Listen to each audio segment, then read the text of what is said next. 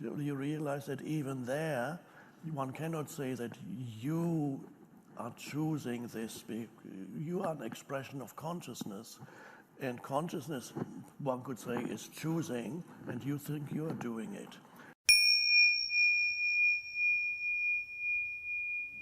I'm surprised there's nothing on Google about Eckhardt and free will, but maybe I haven't said anything about it.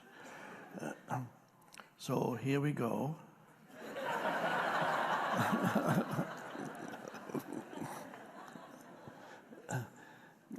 As you know, it's an eternal, ancient philosophical question, and there's never been a definitive answer that everybody would agree with in that sense. So is there free will? You mentioned everybody's doing their best because nobody can act beyond their level of consciousness, etc., for example. Okay, let's start from on one level, and then we go on to the next level. On the level of egoic unconsciousness, where you are a conditioned entity, your mental, emotional makeup is totally conditioned by the past, and you are completely identified with the conditioning of your mind, and in that state, that spiritually speaking is the unconscious state, it is obvious that in that state there is no freedom at all, because you are forced to act out the unconscious conditioning of your mind with which you are completely identified. So I think most people would probably agree, if you understand that on that level there is no possibility of freedom. Your actions are determined by your conditioned mind. You are forced to act as you do because there is no choice, because choice would imply some awareness. So on that level, there's certainly no freedom. Then awareness comes in. The human being begins to awaken. Then it appears, I'm not saying it is the case, it appears that then freedom begins to be a possibility, because you can choose to step out of the conditioning of your mind. You can recognize a conditioned thought, and you are no longer compelled to act it out because there is an awareness there. You can choose a certain course of action, not from the conditioning of your mind, but from the presence.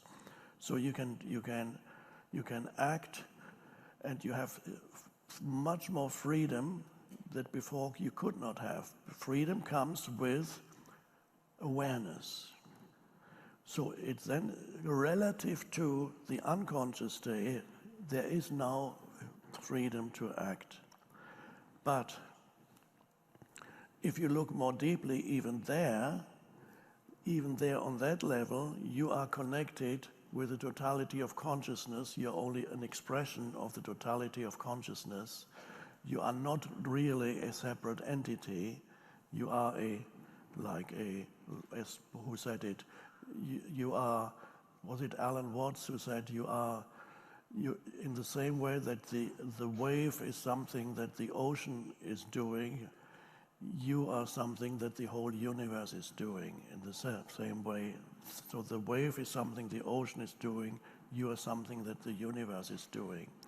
So although it appears from a certain relative to the previous state of unconscious, there is freedom, and relative to that there is freedom. But then if you look more deeply into that, you realize that even there, one cannot say that you are choosing this. You are an expression of consciousness, and consciousness, one could say, is choosing, and you think you are doing it. Sometimes people ask me, can you choose to be present? From one perspective, you can choose to be present. From another perspective, one could say that presence chooses you. It chooses to become present through you. Depends how you look at it.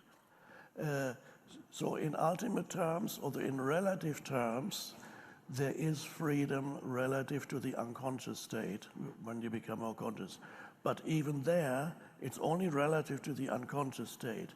Even there is not absolute freedom, because you do not exist as an independent entity. You are part of the web of interconnectedness that is the whole universe. So in that sense, there is no freedom of choice of the individual, because ultimately there is no individual. Thank you so much. I appreciate it.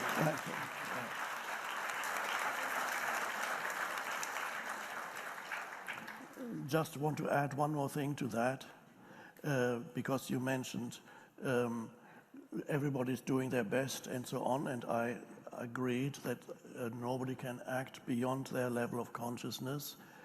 A question that may arise, though, is responsibility and punishment. Because if the criminal or whoever the perpetrator is not responsible because they are totally in the grip of their conditioning, does that mean then that the perpetrator is not responsible for what they do?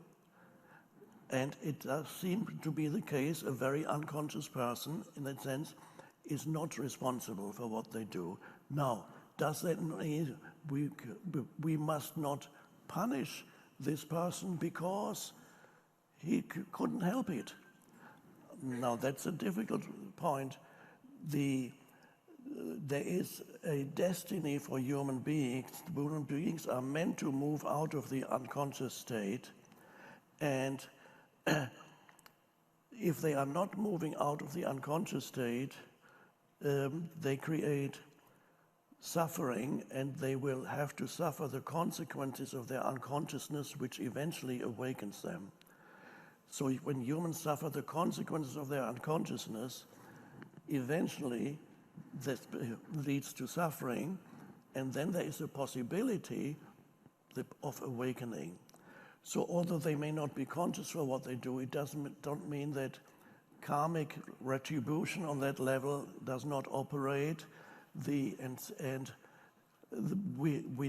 Punishment is necessary, and sometimes it could be at the hands of the law or the judicial system. First of all, other humans need to be protected from them, so they need to be put away. And although they may not be responsible, but they will have to suffer the consequences of their unconsciousness. And by suffering the consequences of their unconsciousness, there is a possibility of awakening. And so therefore I've had contact with quite a few people who are imprisoned, and they have written to me, and they have experienced an awakening in prison, that suffered the consequences of their unconsciousness, and that led to an awakening. I was actually scheduled to talk in a couple of prisons in California, but I fell ill in the earlier this year, so I had to be cancelled. But hopefully soon I will be able to talk to prisoners. Both I had scheduled both to a women's prison and a man's prison.